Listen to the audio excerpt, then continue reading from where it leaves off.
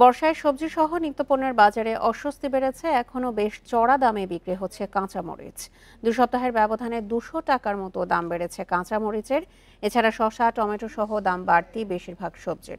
সপ্তাহের ব্যবধানে কেজিতে 10 টাকা বেড়েছে ব্রয়লার মুরগির দামও। বান্ডেল থাকলে প্রতি সেনমানিতে টাকা বাঁচবে। বিকাশ সেনমানি বান্ডেল কিনে জিতুন প্রতি লেনদেনে। কয়েকদিনের টানা বৃষ্টিতে অনেক জায়গায় ডুবে গেছে ফসলের ক্ষেত, নষ্ট হয়েছে শাকসবজি ও ফসলের মাঠ।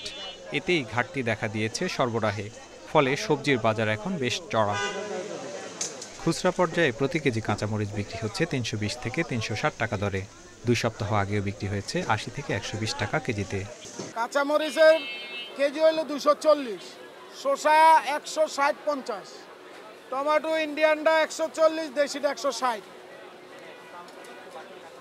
কাঁচামরিচের দাম একটু বাড়তি, শসার দাম আরও বেশি।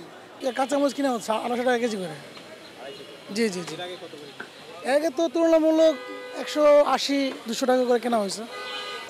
কাঁচামরিচের মতো শসা ও টমেটোর দামও বেশ চড়া। প্রতি কেজি বিক্রি হচ্ছে 140 থেকে 150 টাকায়। 2 সপ্তাহ আগেও দাম ছিল 120 থেকে 130 টাকা। অন্যান্য সবজির মধ্যে করলা বিক্রি হচ্ছে 80 থেকে 100 টাকা কেজি দরে। প্রতি কেজি পটল 60 থেকে 70 টাকা, ঢেঁড়স 60 টাকা, কাঁকরোল 80 টাকায় বিক্রি হচ্ছে। এছাড়া বেগুন 100 টাকা ও কাঁচা কলার ডজন বিক্রি হচ্ছে 200 টাকা দরে। বৃষ্টির কারণে উৎপাদন পর্যায়ে একটা সংকট আছে, তুলতে সমস্যা। 150 টাকা কেজি শসা, কাঁচামরিচ 260 টাকা।